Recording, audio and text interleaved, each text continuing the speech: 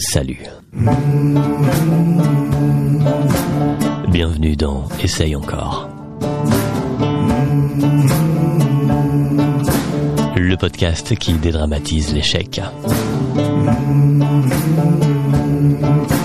J'y reçois des gens connus et moins connus qui racontent comment ils se sont plantés. Bienvenue dans Essaye encore, nouvelle saison qui commence. Très heureux de vous retrouver avec un nouveau générique, t'as vu.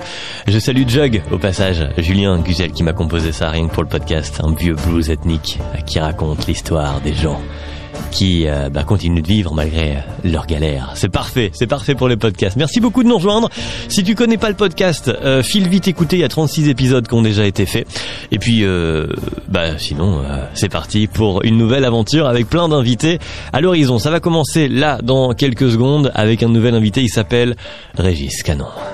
Je fais une scène par mois et elle marche même pas. Je me dis à ce moment-là, cette scène m'a rien apporté, personne n'a aimé ce que j'ai fait, je n'ai pas fait grandir mon audience, j'ai pas amélioré quelque chose. Il est stand-upper, belge, podcasteur, belge, professeur d'anglais et de néerlandais, belge également. À la tête du podcast Humeur humoristique, il va nous parler dans cet épisode de son envie de partir tester l'humour au Québec. Il est passionné par l'humour, passionné par le Québec. On parle avec lui aussi de la peur des regrets, des excuses qu'on se trouve pour ne pas faire les choses, du fait de sortir de sa zone de confort. On parle du monde du podcast, de la préparation de ses épisodes, de sa première scène, du stand-up en général, de ses premiers bides et de la violence d'ailleurs des premiers échecs sur scène, de l'excès de confiance, de la remise en question, de la peur de décevoir, bref, un petit peu finalement les thèmes récurrents de ce podcast. Et on a même fait des jeux de mots.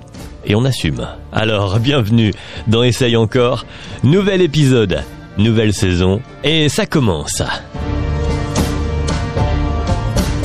Maintenant. Eh bien, salut Régis. Salut Geoffrey, comment ça va ? Mais ça va super bien, très heureux de t'avoir dans le podcast, de faire le curieux sur quelqu'un qui fait aussi des podcasts et de l'humour. Finalement ça tombe bien puisque c'est un peu les deux sujets qui se mêlent souvent dans le mien de podcast, donc ça va être parfait. Tu es sur scène et tu fais aussi donc un podcast, on le disait, humeur humoristique, on va en parler bien sûr. Mais j'ai une fameuse question, la première comme toujours, la seule, qui est dure. Alors comment toi tu te présenterais à nous ? Alors, je pense que tu as déjà tout dit, hein. Je suis stand-upper depuis quelques années. J'ai également un podcast dans lequel j'interviewe des humoristes pour revenir sur tout leur parcours, qui s'appelle Humeur humoristique, tu l'as dit. Et sinon, dans la vie, pour payer les factures, je suis professeur d'anglais et de néerlandais en cours du soir avec les adultes.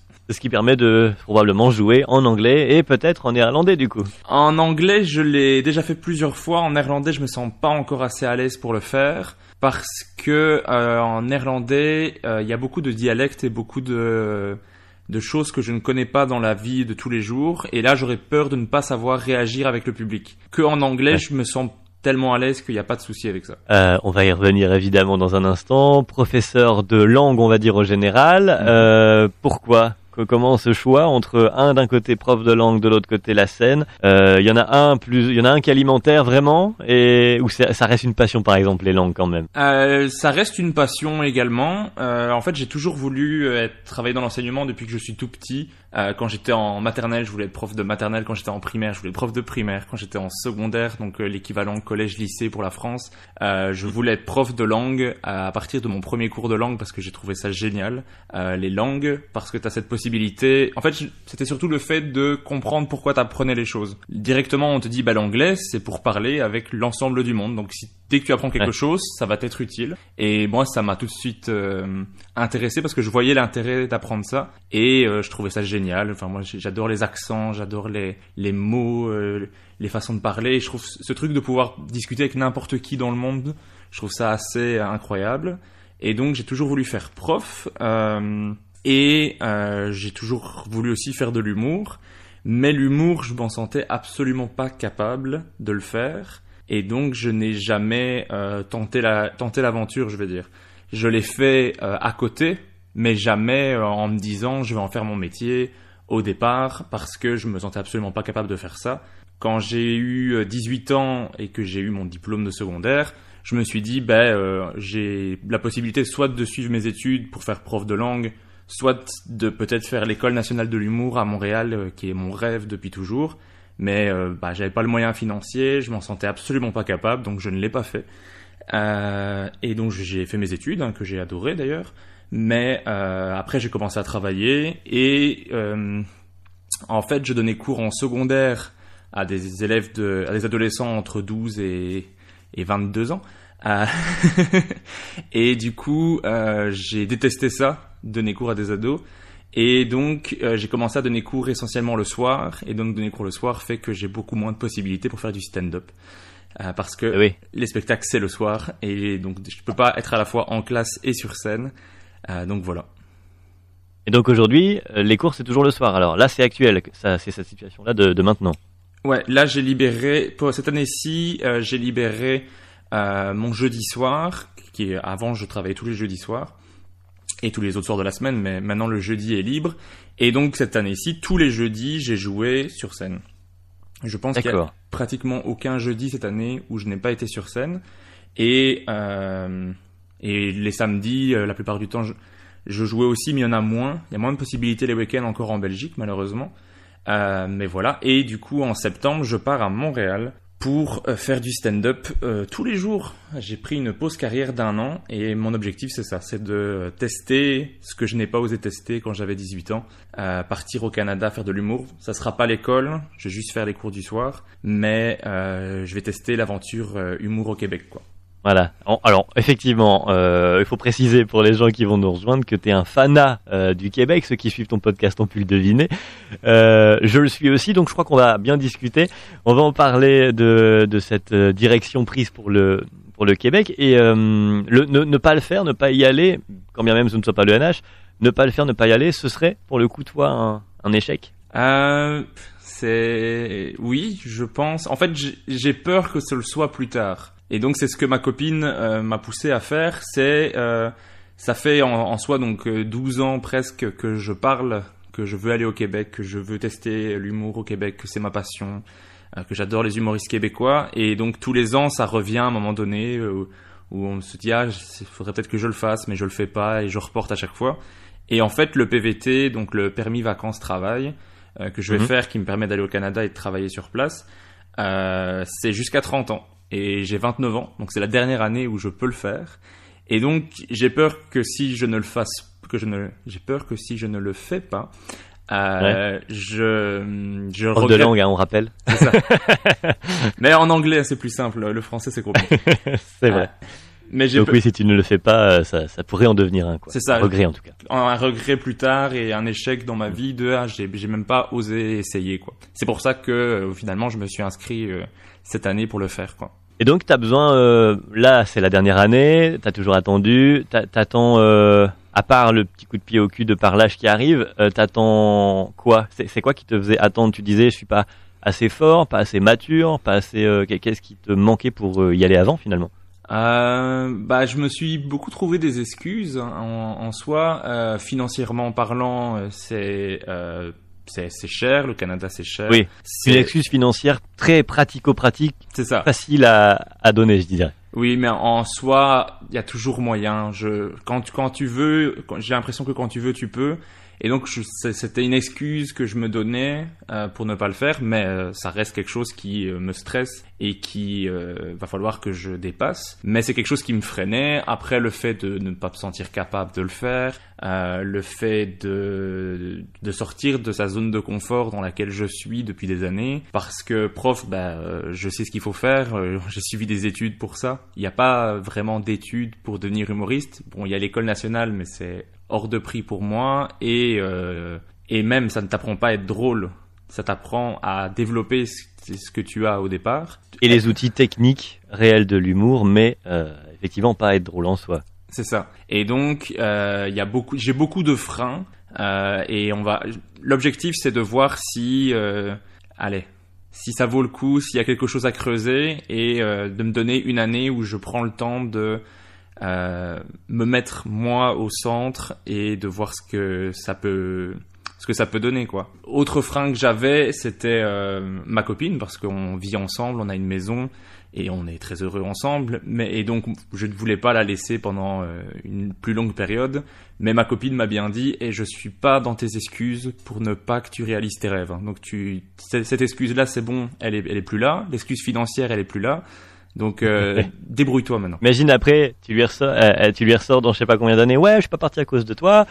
Oui, c'est ça. Elle a raison. Elle a tout à fait raison. Elle est incroyable. Mais voilà. Donc c'était pour me retirer des excuses que je me donnais. Et voilà. À partir du moment où on en retire, ben on voit que ce qui te freine, c'est la peur et l'envie, elle y est. Donc voilà. Alors c'est intéressant d'avoir pour le coup dans le podcast ici, essaye encore, quelqu'un qui est avant l'essai finalement.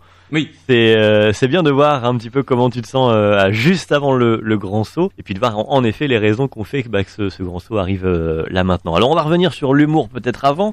De comprendre justement comment t'en arrives à maintenant vouloir partir un an là-bas à Montréal et essayer vraiment l'humour tous les soirs. Comment on a compris pour les langues, comment t'arrives à l'humour cette fois? Comment la passion de l'humour entre dans ta vie?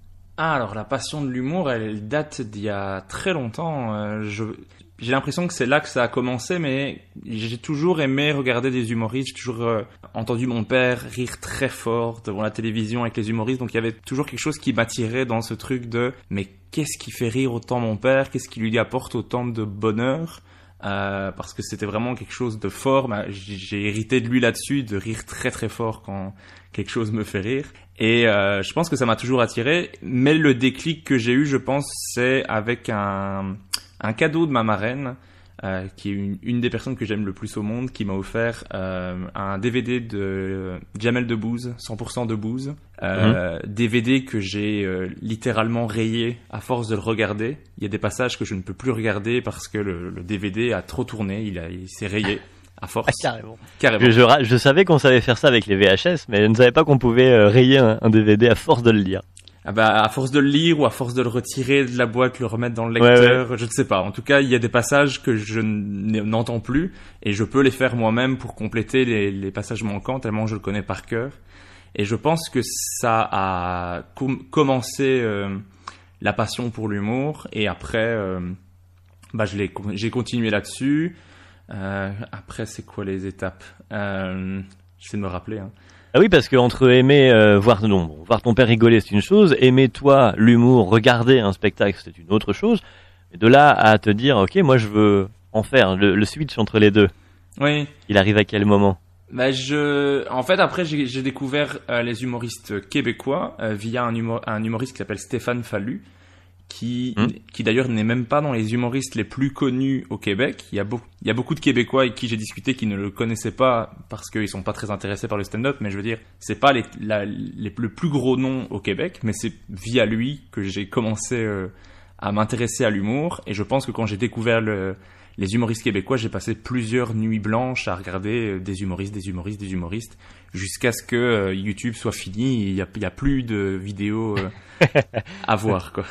C'est fini YouTube. C'est seul pour dire ça, Régis Canon. T'avais déjà un attrait pour le Québec avant l'humour québécois? J'avais un intérêt, c'est parce que j'ai fait beaucoup d'improvisation et les improvisations. Oui, c'est développé là-bas. C'est développé là-bas. Le match d'impro tel qu'on le connaît par chez nous, ça vient du Québec. Ça a été créé par eux. Et donc quand eux venaient pour les tournois, les festivals, etc., ils étaient tellement forts et tellement drôles et tellement doués. Et puis cet accent, je l'ai dit tout à l'heure, hein, j'adore les accents, les différents mots, c'est un truc de prof de langue aussi, hein, je pense. Mais oui, sans doute. Mais ça m'a toujours attiré, ça m'a toujours passionné. J'adore leur façon de parler. En fait, ils vont jamais dire les choses comme nous, et je trouve ça incroyable. Il y a un truc qui m'avait marqué quand j'étais adolescent, c'est je vais me présenter à une humoriste et je lui dis que je m'appelle Régis, et elle me dit Régis, ça c'est marrant, c'est le nom de nos grands-parents. C'est un nom ancien pour eux, pour nous aussi. Ouais. Hein. Et elle dit donc je lui dis ok, donc j'ai un nom de vieux. Elle me dit non, tu as la saveur du passé. Et j'ai adoré ça. Mais oui, il y a de la poésie, même s'il t'engueule, il y a de la poésie. Engueulez-moi en québécois, ça me fait plaisir, quoi. C'est ça. C'est ça. Donc il y a toujours eu cet attrait pour le Québec, et après je parlais tout le temps d'humour, d'humoriste, Et je disais à un ami, et en fait il y a un ami qui m'a lancé un peu ma carrière, je remercie François si tu écoutes. C'est un ami qui lui avait, avec un groupe d'amis, avait créé un petit film amateur, mais il avait mis les petits plats dans les grands avec quelqu'un qui s'occupait de la régie, quelqu'un qui s'occupait des artistes, un peu un truc professionnel, mais avec que des gens qui n'y connaissent rien au départ. Et c'était très chouette, et on a même fait une diffusion avec public et tout ça. Et moi, je lui disais un jour, je trouve ça génial, en fait, que, t'as envie de faire un film, tu t'en fais, hein. Tu vois, tu sais pas comment faire, tu le fais et tu verras ce qui ne marche pas et ce que tu vas pouvoir refaire mieux la fois d'après.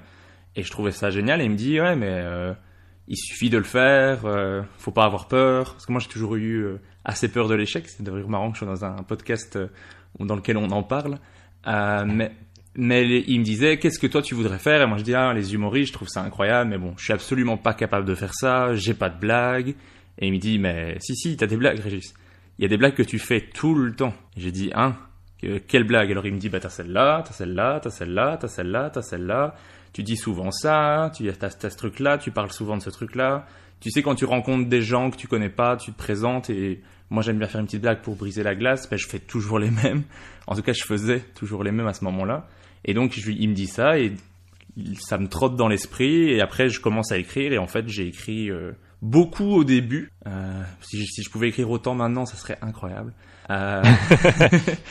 Mais j'ai vraiment écrit beaucoup au départ, quand ça a déverrouillé quelque chose, et j'ai écrit des quarantaines de pages de notes. Bon, il n'y a pas grand-chose que j'ai gardé, hein. Il y a peut-être 1 minute de vanne que j'ai peut-être encore maintenant, que je trouve correcte.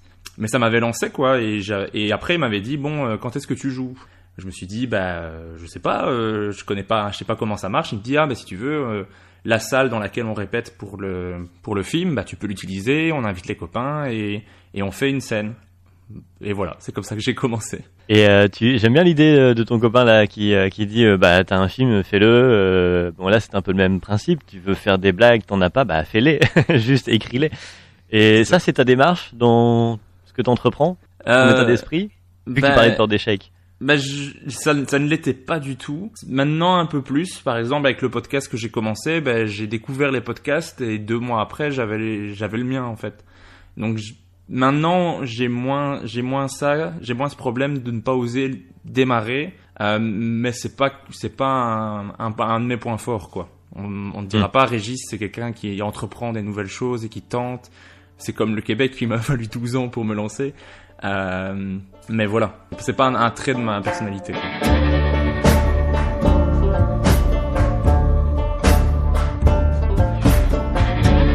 Alors, tu mentionnes le podcast, on va en parler aussi. Comment lui, il est né, ce podcast? Est-ce que, comme beaucoup de podcasteurs, on va voir du coup un peu, est-ce que la raison du podcast, c'est de youpi, je vais pouvoir parler à des gens que j'adore et j'ai un prétexte maintenant?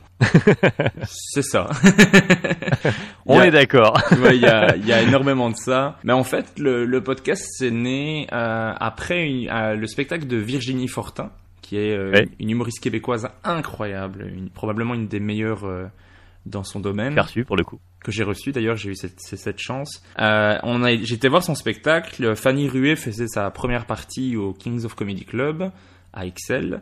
Et donc je suis allé la voir, j'ai parlé avec Fanny après la scène, et elle me dit t'aimes les humoristes québécois, tu sais qu'il y a tel podcast, il y a aussi en France, il y a ce podcast-là, il y a aussi, elle ne le disait pas, mais il y avait InnoJP qui était présent également, qui disait il y a le podcast de Fanny aussi, qui s'appelle Les gens qui doutent, qui est un podcast génial, mais Fanny n'allait pas faire sa propre promotion, et du coup moi j'ai découvert un peu ce monde du podcast que je ne connaissais pas. En fait, j'avais écouté un podcast il y a longtemps, c'est le tout premier épisode de Sous-écoute, le podcast de Mike Ward, qui est devenu le plus gros podcast francophone au monde, j'avais écouté ça au début, mais c'était un moment où il faisait des vidéos sur Skype avec une très mauvaise qualité, avec Stéphane Fallu en invité d'ailleurs.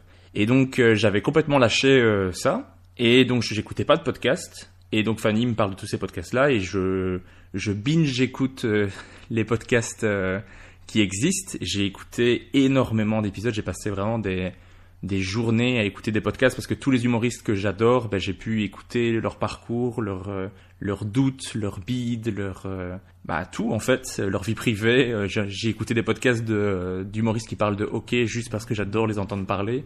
Et donc en fait, à force d'écouter les podcasts de ces humoristes que j'adore, je me disais là il dit ça, mais l'intervieweur ne lui pose pas cette question-là. Et moi, j'ai envie de savoir ça.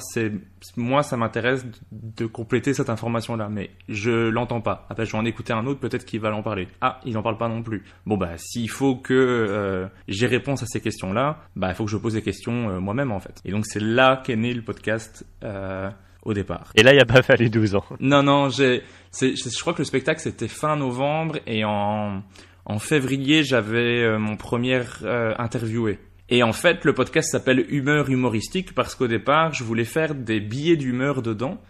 Je voulais faire des extraits, comme une chronique radio, mais tout seul chez moi, sur différents sujets et faire des blagues sur le sujet, qui a été pour le coup un bel échec parce que au début, quand tu lances un podcast, c'est très dur d'avoir une audience.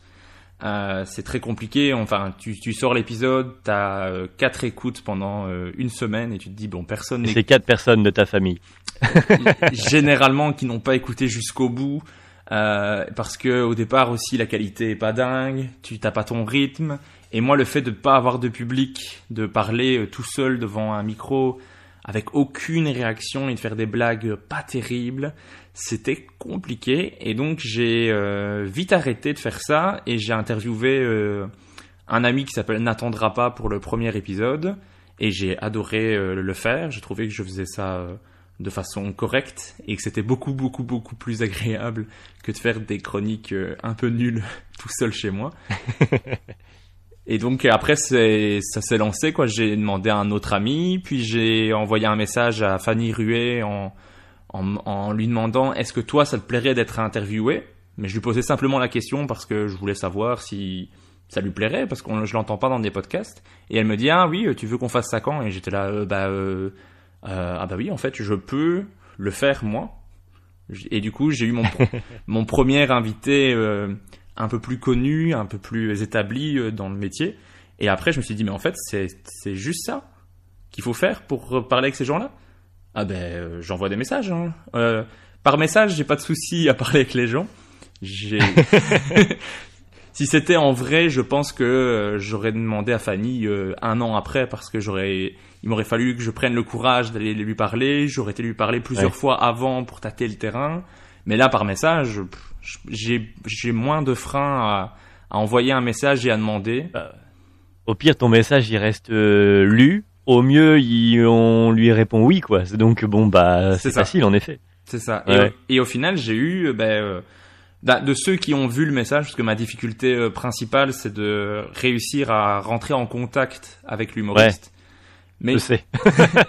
tu sais de quoi je parle. On a déjà discuté ensemble toi aussi t'essaies d'avoir un tel.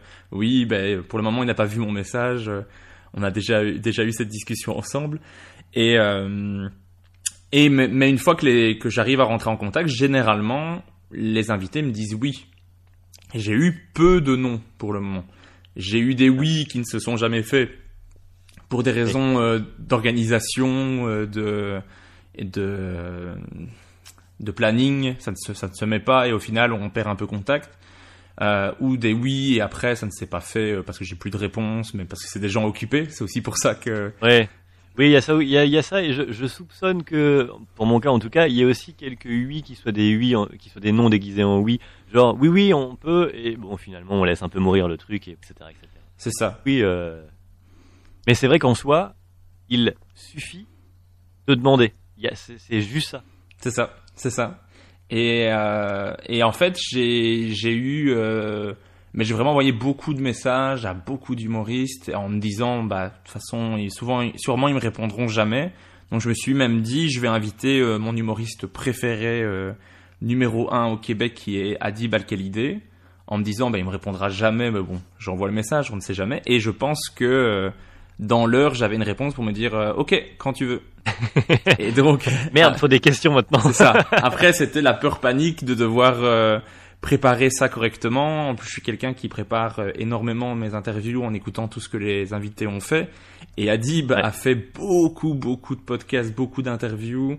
Il avait 2 spectacles au moment où j'ai enregistré. Il avait un passage sur Netflix, mais donc j'ai dû tout revoir parce que j'avais déjà tout vu, mais sans prendre de notes.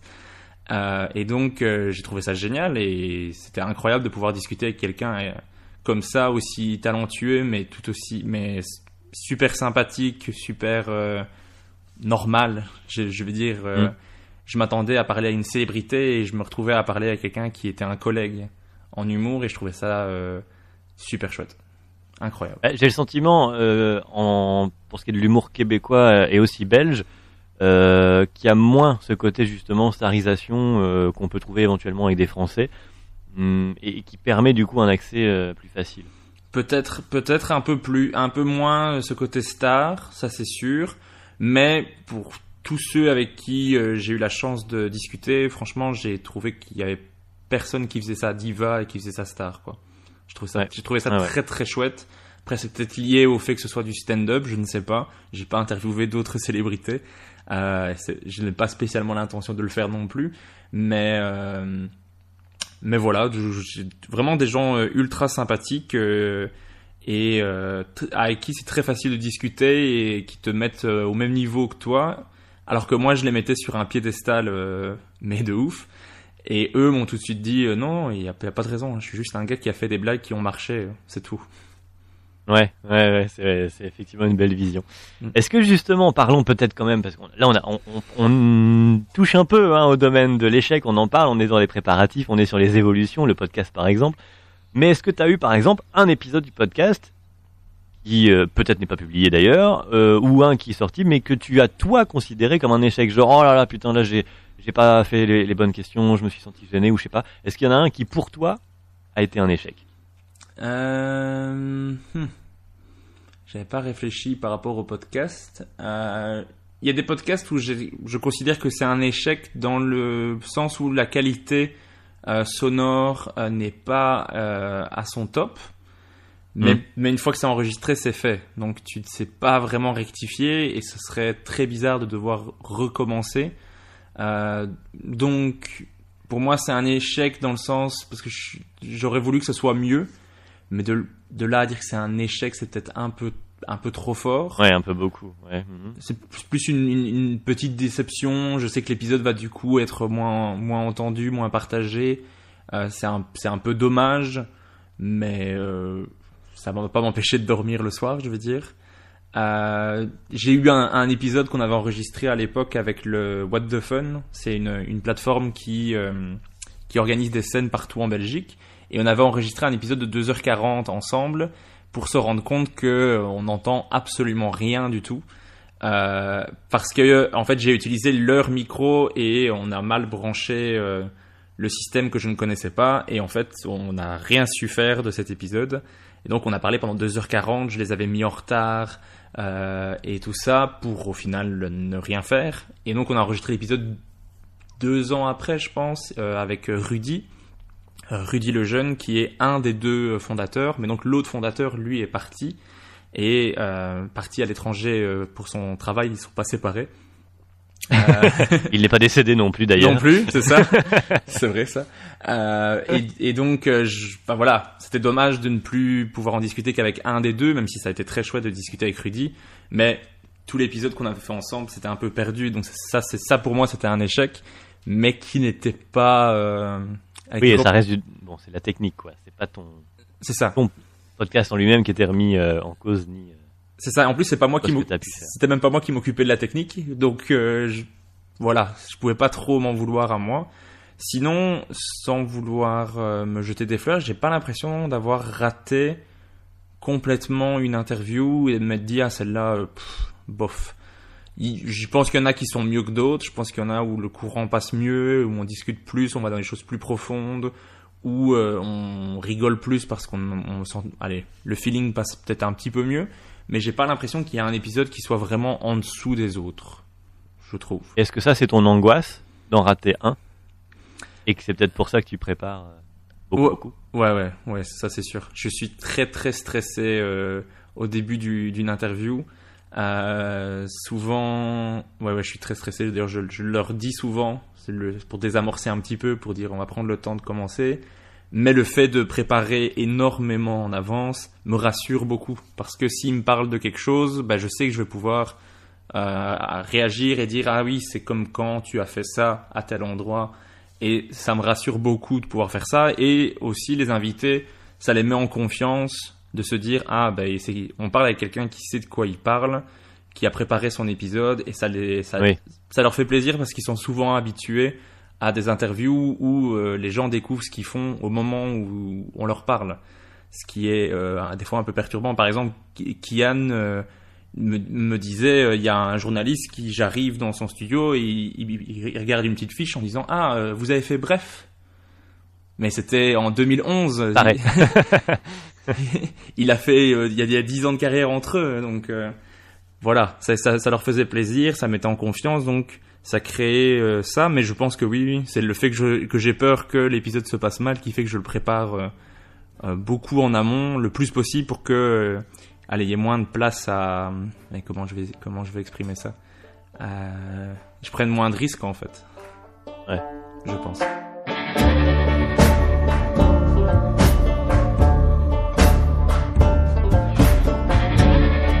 Alors, si c'est bien préparé il y a quand même des moments où des choses ont mal fonctionné, notamment par exemple sur scène. Il y a forcément des bides sur scène, des moments où on se sent, la peau moite et rouge et on a juste pas envie d'être là. Oui, il y en a plein. Moi, j'ai toujours été quelqu'un de très très stressé avant de monter sur scène et relativement après aussi. Par exemple, la première scène que je te disais devant le groupe d'amis que j'avais fait, c'était vraiment dans une salle éclairée en plein jour où tout le monde se voyait, tout le monde s'entendait, et oui. Là pour le coup ça s'est très bien passé. Mais pour te donner un exemple de stress, j'arrive sur scène et je regarde tellement le public et pas ce qui est sur la scène que je vois pas qu'ils ont mis une chaise pour moi, et je casse cette chaise en arrivant parce que je suis arrivé d'un pas un petit peu enjoué. Et j'ai défoncé cette chaise parce que j'avais pas vu qu'elle était là. Et donc ça a commencé avec un fou rire de tout le monde, parce que tout le monde avait compris que en fait j'étais en panique, quoi. C'est pour donner un petit exemple de mon stress. Mais ça s'était très bien passé cette première toute première scène. Bon, sauf pour la chaise du fait. C'est ça. La chaise par contre n'apprécie pas ce que je fais. C'est dommage. Depuis j'essaie de me racheter auprès des chaises, mais c'est compliqué. N'importe quoi. Voilà, vous voyez que l'humour c'est compliqué, hein. Attention, on va faire un jeu de mots, tu l'as plié en deux, même si on sait que c'est pas une bonne chose de faire des jeux de mots. Mais là on peut, c'est un podcast, on n'est pas en train de faire des vraies blagues. C'est ça. Donc ouais, il y a des moments comme ça compliqués. Mais alors, t'as en tête un moment sur scène, oui, d'échec vraiment dur? J'en ai plusieurs, hein. J'en ai même beaucoup. Mais c'est normal. C'est d'ailleurs un truc qui m'a rassuré avec le podcast, c'est d'entendre tous les humoristes que j'adore me dire que c'est normal, qu'ils en ont fait plein. Et donc moi, ça m'a beaucoup détendu là-dessus. Et en fait, c'est un métier, le stand-up, qui est basé sur le bide. Il faut que tu fasses des bides. C'est une obligation à ton métier pour que tu progresses, que tu retravailles, que tu expérimentes. Et c'est sur scène que tu vas découvrir les petites pépites que tu cherches dans tes blagues à modifier. Donc ça fait partie du métier, c'est important, donc il faut l'accepter. Moi j'ai beaucoup de mal avec ça, au début j'avais énormément de mal avec ça, maintenant ça va mieux. Quand je fais un bid, je le vis mieux. Le premier, c'est un bid qui a eu lieu à un casting pour un festival d'humour qui avait lieu à 1h15 de chez moi. Et donc tu dois faire un passage de 5 minutes sur scène devant un jury, et chance pour ce festival-là, il y a un petit public qui est présent. Mais tu viens jouer, je pense, à 14h de l'après-midi, donc la salle est pas remplie de monde non plus, mais il y a quelques personnes dans le public, ce qui est agréable, parce que des fois tu joues devant juste des membres du jury, et là c'est compliqué, parce que ça ne rit pas et ça prend des notes, donc c'est pas le public le plus chaleureux. Mais donc, ça c'est rassurant.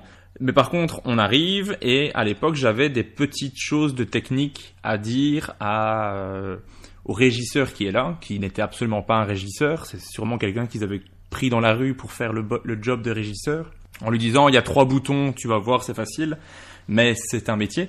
Et donc je vais le voir en lui disant des choses très simples. Je sais que c'est compliqué et que ça peut ruiner ton sketch, donc je demandais des choses très carrées, très simples, que normalement sont très faciles à faire pour quelqu'un qui travaille dans la régie.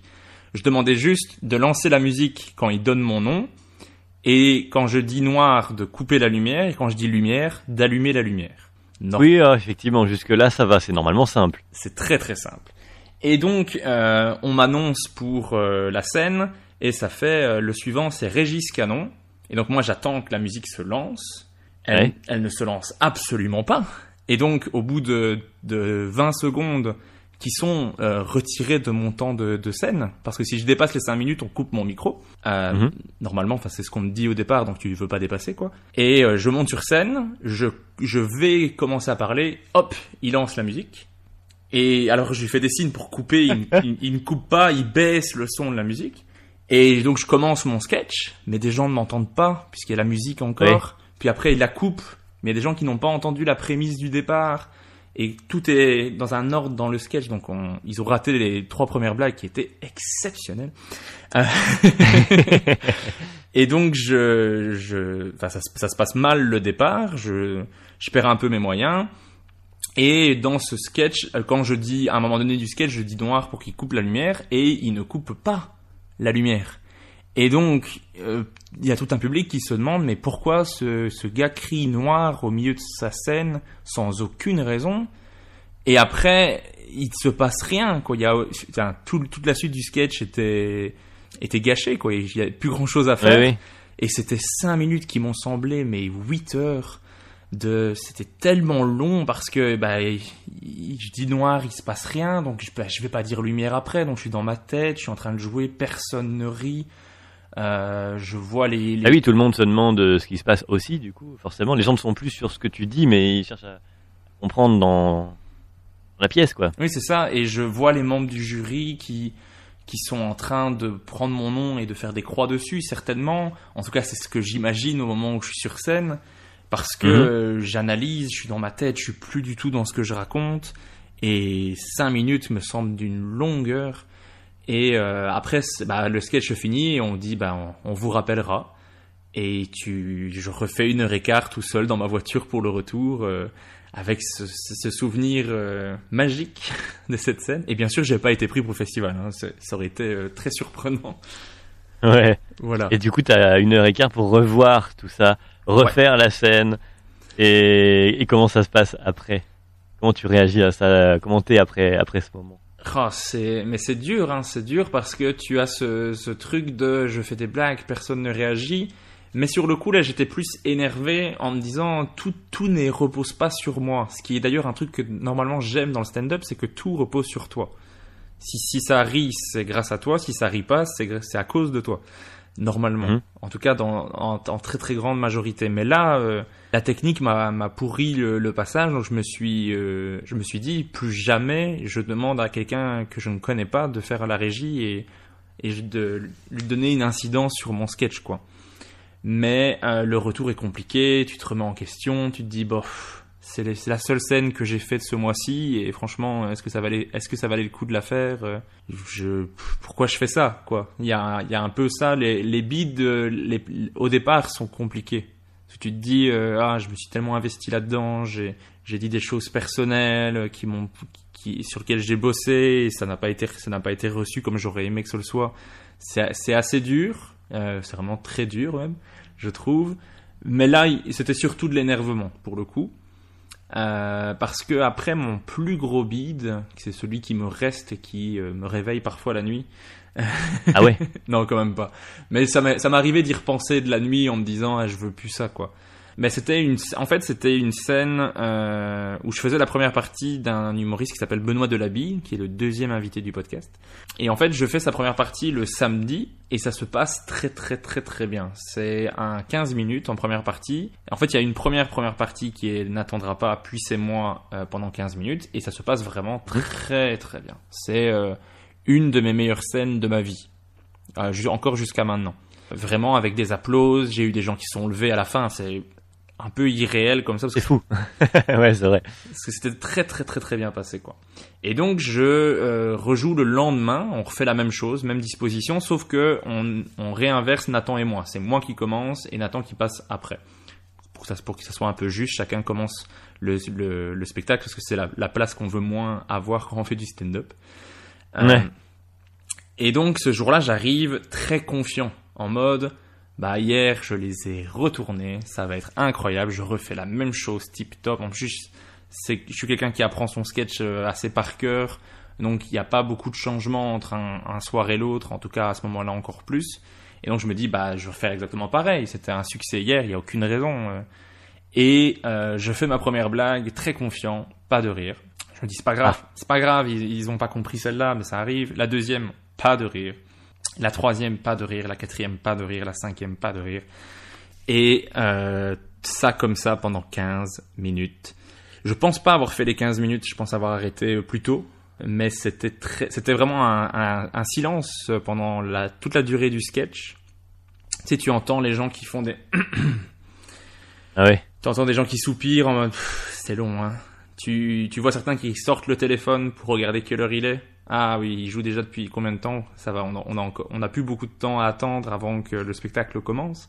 Puis tu es en première partie, donc tu te dis mon rôle c'est quand même un petit peu de chauffer la salle. On t'a été pris pour une première partie, donc tu ne veux pas décevoir, tu veux que ça se passe bien et tout ça. Et à partir du moment où tu es dans ta tête, c'est fini, hein. Tu ne vends plus les blagues de la même façon. Il n'y a pas de rire, il y a pas de... T'essaies d'interagir pour essayer de te rattraper à quelque chose. Les gens ne te répondent pas spécialement. Tu perds tes moyens. Je me rappelle, je bégayais. Je retrouve pas mes mots sur une partie du sketch. Donc je me dis, tant pis, je le fais pas. De toute façon, ça ne riait pas, donc c'est pas grave.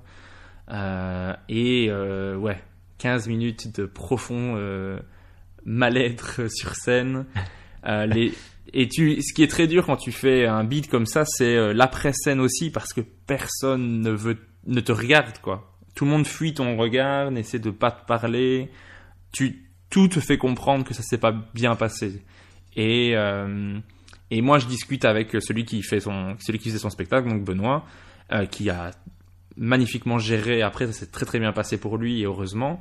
Je discute avec lui, des gens viennent le féliciter, tout en m'évitant du regard. Oui. Et me disent absolument rien et passent leur chemin le plus vite possible. Que la veille, on discutait avec moi, on me félicitait, on me demandait quand est-ce que tu joues, ce genre de choses, quoi. Tu le sens énormément, la différence entre un succès et un bide. Il y a un monde de différence dans les réactions des gens et donc comment tu te sens, hein. Et je me rappelle de quelqu'un qui me tape l'épaule en me disant, allez, heureusement c'est pas ça que vous faites dans la vie, hein. À l'horreur. Ouais. Ça, ce tunnel-là, j'ai des petites sueurs froides en te l'expliquant, quoi. Ouais, je comprends. Je comprends. Et du coup, comment t'expliques alors, parce que t'as dû en reparler, j'imagine, avec Benoît, ou avec d'autres depuis, j'en sais rien, comment tu expliques le passage d'un jour à l'autre où c'est un succès et l'autre pas du tout? Tu disais justement tout à l'heure que ce que tu aimais dans le stand-up, c'est que tout repose sur toi. Il semblerait qu'apparemment pas toujours. Mais en fait, je pense que ça reposait sur moi là pour le coup, et j'en ai pris bien note de ça. C'est je suis arrivé trop confiant. Je suis arrivé en me disant je suis drôle, vous allez voir, alors que c'est pas moi d'être comme ça. Je suis pas quelqu'un de confiant. Ça n'allait pas trop avec ce que je racontais non plus.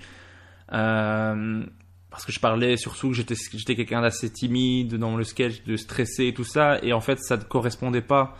J'arrivais un petit peu trop confiant, et après, une fois que j'ai vu que ça ne marchait pas, une fois que les 4 premières blagues ne marchent pas, je me suis liquéfié, et je ne vendais absolument plus bien mes sketchs après, quoi. Le cœur n'y était plus, la tête elle était ailleurs, je regardais toutes les réactions de tout le monde pour essayer de trouver un rire, mais il y avait personne, hein, sur une salle remplie de, je sais pas, ça devait être 70 places, il y avait pas une seule personne qui souriait, donc il y avait vraiment rien, quoi. Et une fois que tu es en train de réfléchir à ça, ben tu vends plus tes sketchs, quoi. Et c'est là qui est le talent des humoristes les plus forts, c'est de voir que je fais une première blague, ça marche pas, j'en fais une deuxième, ça marche pas, ok, je vais parler d'autre chose, je vais essayer de ramener le public à ma cause, je vais essayer de dire ça marche pas aujourd'hui, il y a un souci, comment ça se fait, et en fait de reprendre le public, de le ramener à ta cause. Et ça, moi, j'y suis absolument pas arrivé. Je pense même pas spécialement avoir essayé de le faire correctement. Mais c'est ça que j'ai un respect immense pour les humoristes qui arrivent à récupérer une salle alors que ça se passe pas bien au départ, où ils arrivent et le public est très très froid et ils arrivent à changer ça, ou arrivent à jouer exactement leur sketch de la même façon, même si personne ne rit.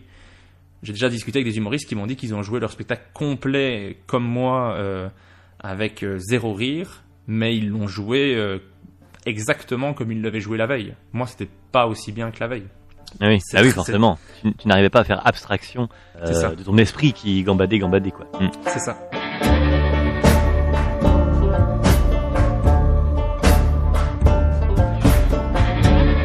Comment tu parlais de l'après, vraiment après avec les humoristes quand tu sors, ou les gens de la salle quand tu sors vraiment de ce bide, mais comment l'après un petit peu plus lointain tu l'as géré, puisque ici ça s'appelle Essaye encore, il a fallu réessayer après ça.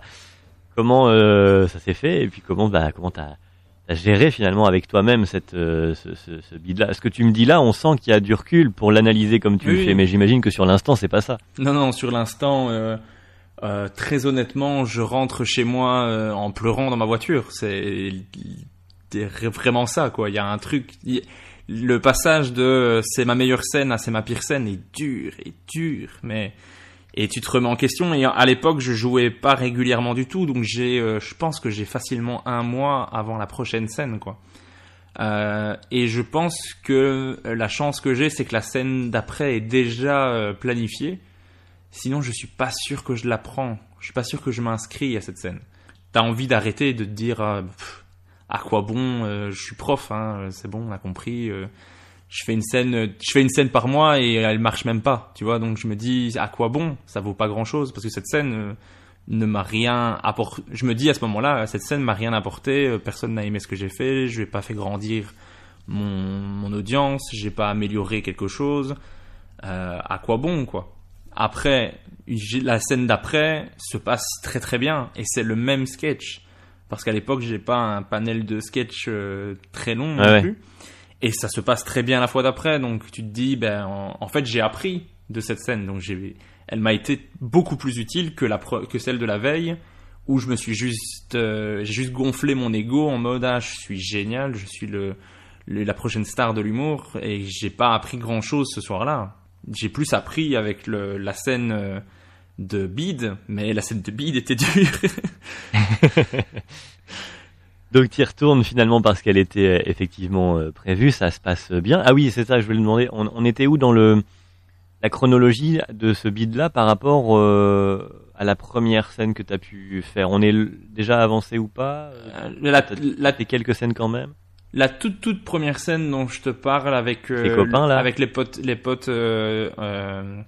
la toute première, ça c'est genre en 2013.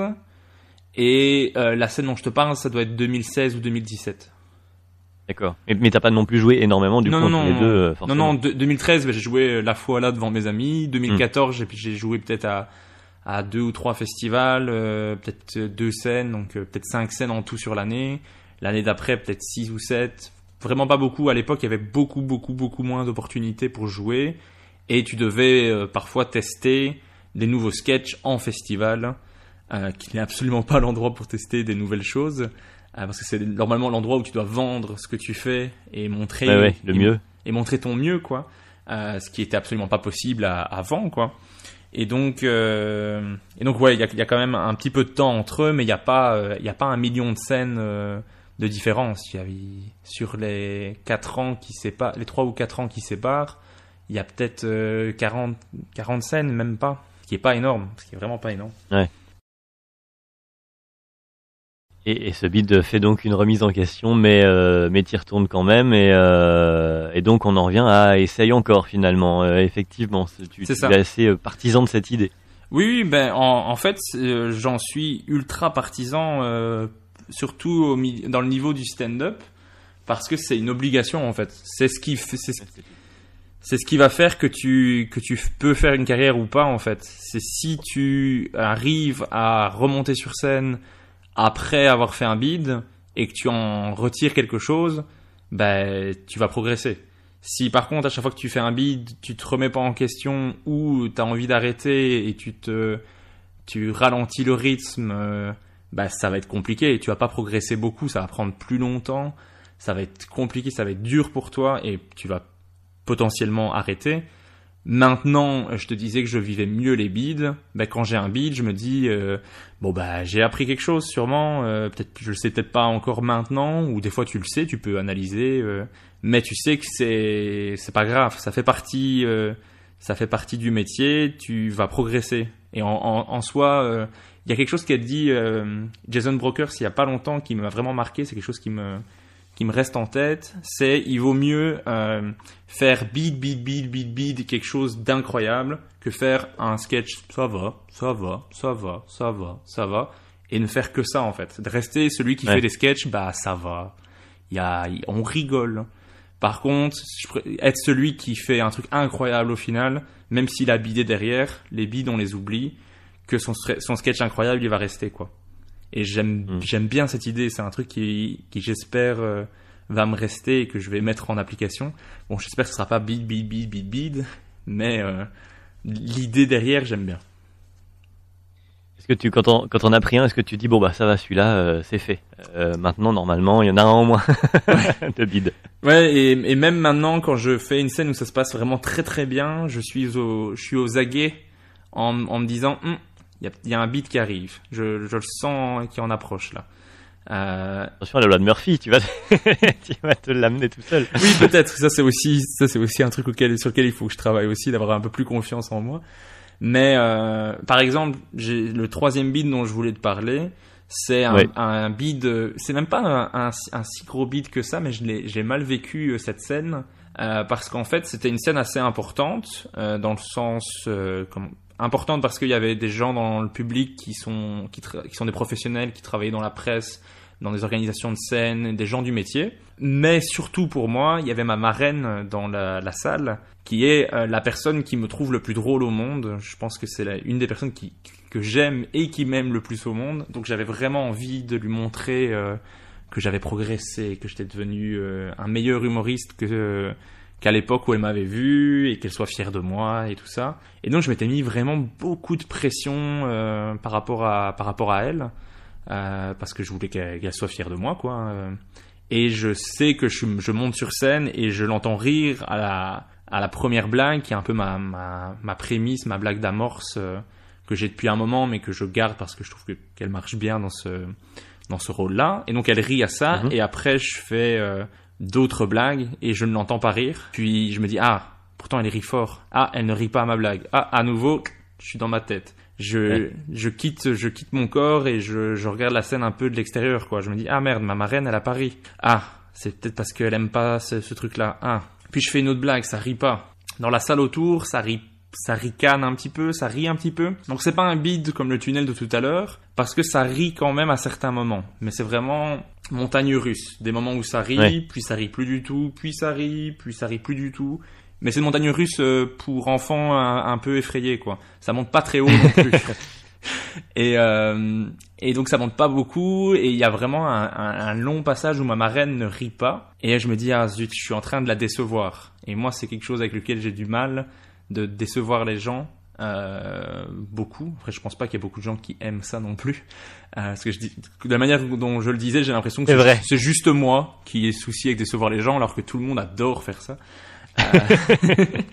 Et donc cette scène là se passe pas bien quoi, parce que j'ai cette impression de décevoir ma marraine, machin. On en a reparlé et en effet j'ai pas fait une scène incroyable, le sketch était pas bien amené, pas bien structuré. En fait, il y avait des choses qui étaient pas claires et donc j'ai perdu certaines personnes à certains moments.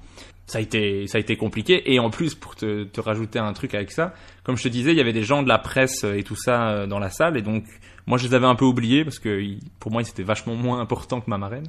Et ils ont fait un article sur la soirée, et en fait tous les humoristes sont mentionnés sauf moi. Ah oui. Je ne suis même pas dans l'article. Et donc là c'est une blessure un peu d'ego. En fait, c'était tellement pas incroyable que c'est même pas nécessaire de le mentionner, quoi. Après, c'est peut-être un oubli, c'est peut-être quelqu'un qui n'a pas apprécié, c'est normal, mais sur le coup, dur. Sur le coup, dur. Et en fait, là, au lieu de me dire, je vais arrêter, j'ai une scène peut-être 2 jours après, je crois. Parce que maintenant, les scènes sont plus régulières. Et je retravaille ce sketch qui n'a pas bien marché. Et ça marche très bien, la fois que je joue après. Et j'ai un peu cette rage de, je veux que ce sketch, il fonctionne. Je veux plus revivre ce truc-là.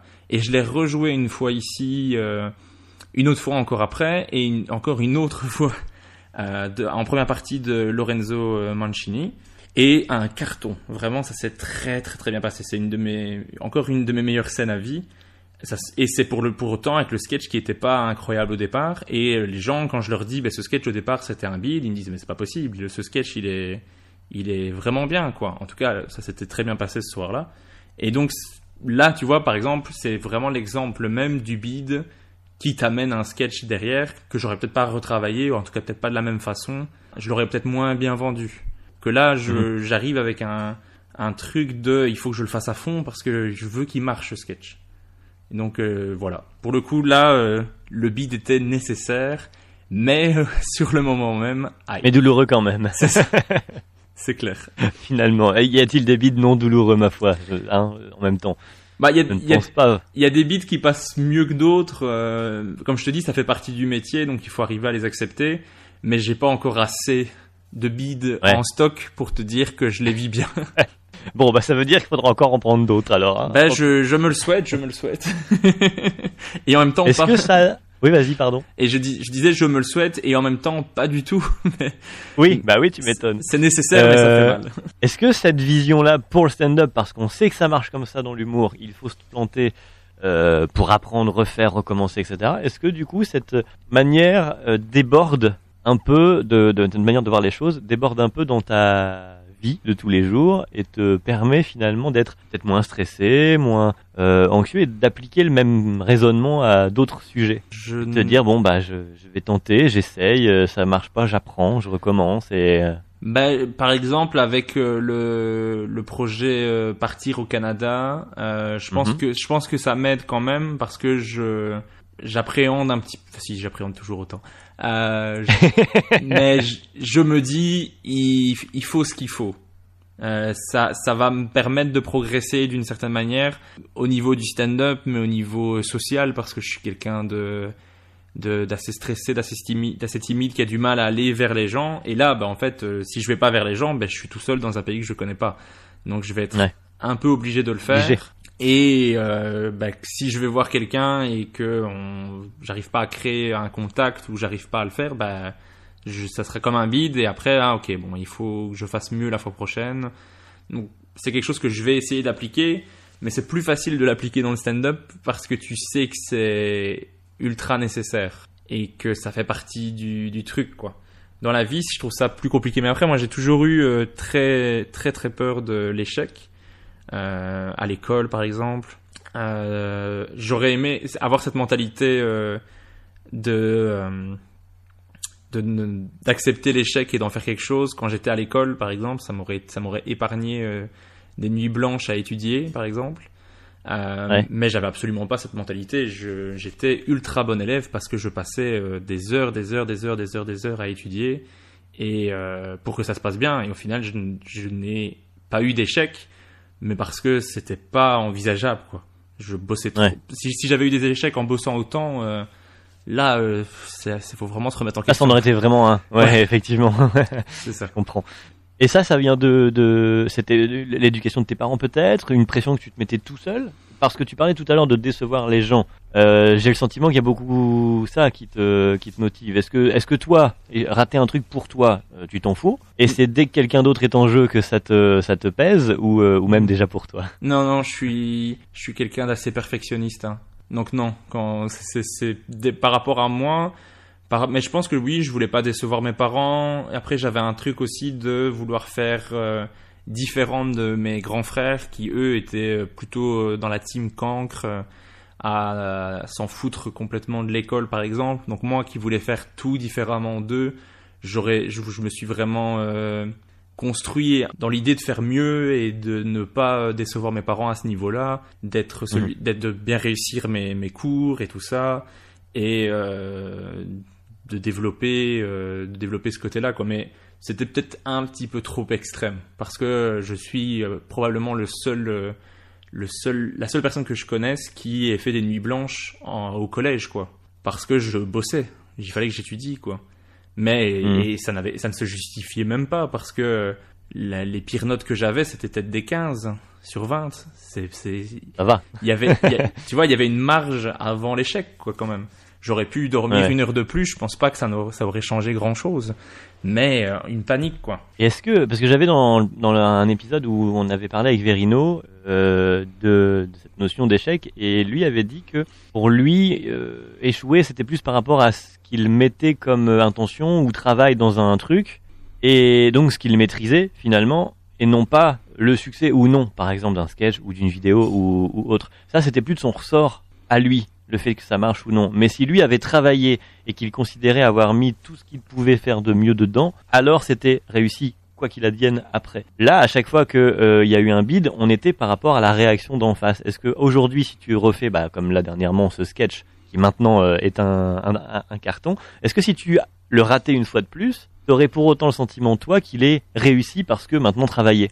J'aurais la conscience que il a fonctionné par le passé. Donc, j'analyserai plus le sketch en me disant, si, je continuerai d'analyser le sketch un petit peu, mais je me dirais pas, ce sketch est mauvais, puisqu'il a fonctionné à d'autres fois. Alors, j'analyserai en mode, qu'est-ce qui a changé par rapport à la fois précédente? Ah, je l'ai peut-être moins bien vendu. Je vais me regarder. Ah, ok, j'ai fait ça qui a fait que peut-être ce public-là était moins chaud. Peut-être que ça a mal été introduit. Parce que des fois, tu joues le même sketch, mais tu changes ce que tu as dit au début, tu changes ce que tu dis après. Il y a un contexte où tu fais une interaction avec le public et ça ne prend pas, ou ce genre de choses, ça peut aussi. Donc, je pense que je serais, encore une fois, dans l'analyse, mais je serais moins dans arrête le stand-up, t'es complètement nul, quoi. Ce qui était Je mettrais moins en cause et plus dans comme presque un truc cassé qu'il faut réparer. Tu chercherais la pièce sans te dire faut jeter le truc, quoi. C'est ça. Je me dirais ce sketch-là normalement fonctionne. Là, il a pas fonctionné. Ouais. Ça ira mieux la fois d'après. Bon, après, clairement, si les 4 fois d'après il fonctionne pas, il faudra que je me fasse une raison aussi. Mais je vais être moins dans je vais moins m'attaquer moi en me disant il faut que tu arrêtes le stand-up parce que franchement ça marche pas. Tu te diras non, ça a marché la fois dernière, donc tu peux le faire. Tu peux améliorer ce sketch, tu peux faire mieux, tu peux écrire de nouvelles choses, et donc j'espère y arriver.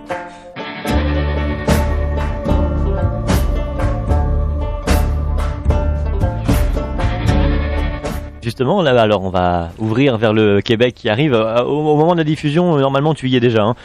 Donc on aura l'occasion certainement d'en reparler. Mais là, à quelques semaines maintenant du départ, qu'est-ce que tu vas faire là-bas? T'écris des nouvelles choses pour les Québécois, tu vas t'imprégner un peu. On a reçu dans les séries encore le Sugar Sammy tout au début, en deuxième invité, et pour le coup lui expliquer qu'il écrivait à chaque fois. Alors il y a une base de sketch quand il prend des thèmes, mettons les relations amoureuses, ça le thème en lui-même est un peu transcriptible dans tous les pays, mais par contre au niveau du texte, c'est réécrit pour le public cible. Est-ce que là, du coup, t'écris pour eux? Est-ce que tu joues ce sketch que tu maîtrises ici? Comment tu fais? J'ai cette chance, je pense, d'avoir des choses qui sont avec peu de références dedans. Il n'y a pas beaucoup de références à la Belgique. Je parle pas, par exemple, de politique Et donc, il faudrait que je modifie tout. Je ne parle pas d'une région en particulier ou d'un accent ou quelque chose. J'ai des sujets majoritairement qui sont assez universels, je dirais. Par exemple, si je parle de relations amoureuses avec ma copine, j'ai l'impression que ça va parler à n'importe qui dans le monde. J'ai pas l'impression qu'avec le Québec, on soit si différent à ce niveau-là pour des sujets comme ça. Après, il y a des choses que je vais devoir adapter. Par exemple, j'ai un sketch sur ma région. Je vais devoir soit le jeter, soit le modifier complètement. Mais pour le moment, je ne sais pas encore bien. Mais j'ai cette chance de ne pas faire beaucoup de choses spécifiques à la Belgique, spécifiques à l'Europe. Je pense que je fais quelque chose qui est assez universel. En tout cas, je l'espère que ça va fonctionner aussi au Québec. Je t'avoue que je vais me détendre probablement après 1 ou 2 scènes où je vois que je peux faire rire des Québécois. Que là, je suis dans l'appréhension de la première scène. Clairement, je ne vais pas arriver trop confiant. Ça, c'est sûr. On a retenu la leçon. On a retenu la leçon et surtout là, j'arrive plutôt paniqué que confiant. Mais une fois que je vais voir que je peux faire rire un public québécois qui est un public qui est beaucoup plus habitué au stand-up, à ses codes, je vais certainement me détendre. Après, ça va aussi me pousser à travailler plus. Et c'est vraiment l'objectif. En fait, je vais essayer de trouver un travail en journée qui me permet de payer mon logement, mais le but c'est de faire un maximum de scènes. Si je peux jouer tous les soirs, ça serait vraiment super, même plusieurs fois par soir, ça serait encore mieux. Mais en tout cas, je vais essayer de ne pas me mettre de frein. Si je peux jouer 365 fois sur 365, je le fais. Si je peux jouer 700 fois, je le ferai, etc. Mais je vais essayer. Après, on verra comment ça se passe. Je pense que si je fais 8 bides d'affilée, tu m'entendras dire dans un autre podcast que je reviens bientôt en Belgique, quoi. Oui, mais non, il y a pas de raison. Par définition, les 8 bides, tu les analyseras et tu y retourneras avec quelque chose de nouveau, peut-être, et puis... J'espère, oui, mais... Et puis de meilleur. J'espère. Pas de raison. Je t'avoue avoir ce rêve un peu de revenir en Belgique et de jouer et qu'on se dise il y a du boulot, il y a du boulot qui a été fait, c'est plus le même. Il y a du progrès. On va l'avoir dans notre prochaine scène. J'ai pas dans le projet de revenir en mode star et d'être devenu le meilleur humoriste du monde. Mais je veux. Non, mais enrichi de travail, quoi. C'est ça. Par exemple, Ino JP, pour revenir sur lui, il est parti au Québec, lui, faire l'école nationale de l'humour. Quand il est revenu, on s'est dit, mais il était fort avant, mais là, waouh, incroyable, quel talent fou. Peut-être, j'ai pas envie que ce soit à ce point-là spécialement, mais en tout cas qu'on constate une évolution et qu'on se dise, le Québec, t'as bien fait d'y aller, quoi. T'as attendu longtemps pour le faire, mais t'as bien fait de le faire. Au bout de l'année, on voit ton nom au bordel? Oui. Je suis inscrit. En fait, il y a des open mic qui sont organisés, donc je suis dans la liste d'attente parce que il y a pas mal de gens qui veulent le faire. Mais oui, je serai sur la scène du bordel, j'espère très vite. J'en rêve. Mais oui, j'espère en tout cas très fort que je vais être... Et un petit podcast avec Mike Ward. Alors là, le podcast avec Mike Ward, j'en rêve encore plus. Mais on verra. Faut quand même spécifier pour les gens qui ne connaissent pas Mike Ward, qu'il y a un podcast qui s'appelle Sous écoute, je disais tout à l'heure. On parlait tout à l'heure, oui. Ouais. Il a le record du monde maintenant du podcast qui a été fait devant le plus de monde, puisqu'il a joué il a fait son podcast devant public au Centre Bell, devant 21 000 et quelques personnes dans le public, ce qui est le record mondial et qui est ouf parce que c'est au départ un humoriste qui invite 2 autres humoristes pour parler. Même pas de sujet en particulier, c'est juste on discute, ça peut aller dans tous les sens. Et c'est incroyable. Il y a des humoristes qui ont fait leur carrière presque en faisant un passage à sous-écoute remarqué où il a été très drôle et ça lui a ouvert des portes, quoi. Je trouve ça incroyable. Bon, après, il faut dire que Mike Ward a la capacité à partir du moment où il parle, on écoute et c'est drôle. Oui. C'est tout. Il a tellement une vie aussi rebondissante que quelle que soit l'anecdote, effectivement, ça va toujours partir en un sketch qu'on dirait écrit depuis 3 ans. Donc, et il a une répartie à toute épreuve parce que il invite toujours 2 humoristes qui sont toujours des gens ultra talentueux Et il arrive, je ne sais pas comment, à être toujours le plus drôle des trois, quoi. Mais sans écraser les autres. Et ça, c'est très fort parce que il se met pas spécialement en avant. Il n'écrase pas les autres pour que... Au contraire, hein, il se dénigre très souvent. Très souvent. Et il leur fait des passes décisives pour que les gens puissent être encore plus drôles qu'ils le sont. Mais lui arrive toujours à être encore plus fort. Enfin, moi, je trouve, mais c'est peut-être parce que son style d'humour me touche personnellement. Mais je le trouve vraiment exceptionnel dans ce rôle de podcasteur. C'est incroyable, je trouve. Je suis vraiment très impressionné. Mike Ward, si tu nous écoutes, t'es invité respectivement dans le podcast de l'un et de l'autre. Ce serait l'aboutissement, en effet. Après ça, on arrête. On peut, voilà. J'avoue. Et pour l'anecdote d'ailleurs, alors j'ai plus tous les détails parce que ça fait un moment que j'ai entendu cette histoire, mais Mike Ward en plus avait proposé ce show-là, donc sous écoute, enfin ou l'équivalent, mais en tout cas l'idée de base à une radio ou une télé, je ne sais plus. On lui a dit non, un peu partout. Du coup, il s'est dit je vais le faire tout seul et c'est devenu le podcast. Et je me rappelle que ensuite, quand il a commencé à fonctionner, il a foutu un gros panneau publicitaire. Il a acheté avec son propre argent un panneau publicitaire en face de là où on lui avait dit non, pour juste dire regardez, coucou, je suis plus fort que vous, quoi. Mais oui, mais c'est parce que quand il a commencé le podcast, c'était quelque chose. Personne ne faisait des podcasts à ce moment-là. Déjà ouais, c'était le début, c'est vrai. C'était le tout début et il a lancé vraiment quasiment tous les gens qui font des podcasts au Québec le remercient parce que il a ouvert des portes pour les autres, quoi. Et c'est lui qui a lancé un peu le podcast au Québec et qui a lancé le podcast d'une certaine manière aussi en francophonie aussi, parce que beaucoup de gens qui font des podcasts en France et en Belgique, se sont inspirés des Américains et des Québécois, en tout cas l'Amérique du Nord en général, parce que c'est eux qui ont amené ça, quoi. Et moi je trouve ça incroyable parce que comme je te disais tout à l'heure, son premier épisode je l'ai regardé, c'était sur Skype avec Stéphane Fallu et un autre humoriste dont je me rappelle pas le nom, et c'était une qualité Skype toute brouillée, un son horrible, une image bof, tu reconnaissais à peine que c'était Mike Ward limite, tellement que c'était de mauvaise qualité à l'époque, quoi. Mais et les humoristes qu'il a invités au départ se disaient je veux le faire parce que t'es gentil, Mike, et que je t'aime bien, mais ça marchera pas ton truc. Et si, son truc, ça a marché. Ça a pris du temps, ça a augmenté proportionnellement parlant, mais maintenant il y a des millions de personnes qui écoutent les épisodes, quoi. C'est fou. Eh oui. Et comme vous voyez, je suis un petit peu passionné. Exactement. Et écoute, merci en tout cas d'être passé. On va attaquer la partie bonus à la fin. J'aime poser une question. Qui t'aimerait entendre, toi, dans le podcast, faire la même chose que ce que tu viens de faire raconter, ses bides et ses plantades? Ah, moi j'adore. Que t'aurais aimé entendre peut-être il y a des années, par exemple, pour t'aider à te construire, mettons. Alors moi j'adorerais entendre Adib Al-Khalidé, parce que je pense que cette personne est passionnante dès qu'elle ouvre la bouche. Et je te souhaite de pouvoir discuter avec lui parce qu'il est génial. Après, je te souhaite, et à moi aussi, de recevoir Roman Fressinet aussi. Ah oui, Roman, oui. Parce que Roman aussi est très sage et a beaucoup de choses à partager. Et ça me rassurerait un petit peu en fait d'entendre Roman dire j'ai pris des bides, j'ai trouvé ça dur, mais j'en ai appris quelque chose. Je trouverais ça incroyable parce que tu as l'impression, quand tu vois Roman et d'autres gens comme lui, que ça ne leur arrive pas. C'est pas possible, ils sont trop bons pour ça, ils sont au-dessus de nous. Mais c'est pas le cas. C'est justement parce qu'ils en ont eu pas mal que maintenant on les regarde de loin, quoi.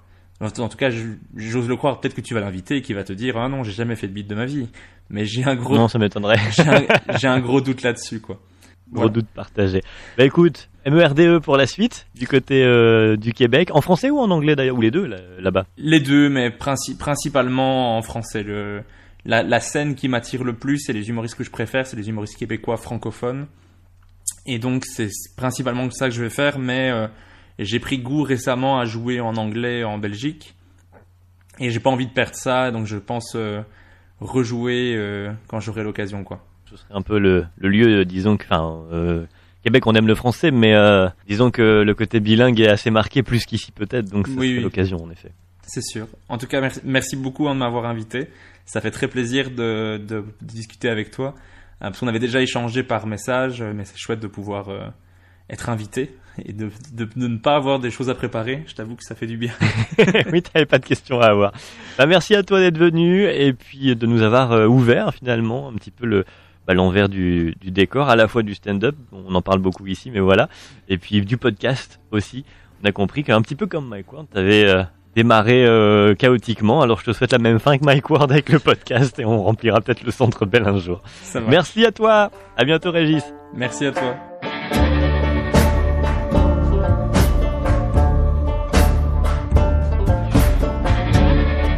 Et merci à toi, à l'autre bout, d'avoir écouté jusqu'ici cet épisode. N'hésite pas à le partager, mettre des pouces, des j'aime, des étoiles partout où t'écoutes, des petits commentaires aussi, pourquoi pas, et puis à déposer un petit pourboire pour soutenir le podcast. À bientôt pour un prochain numéro.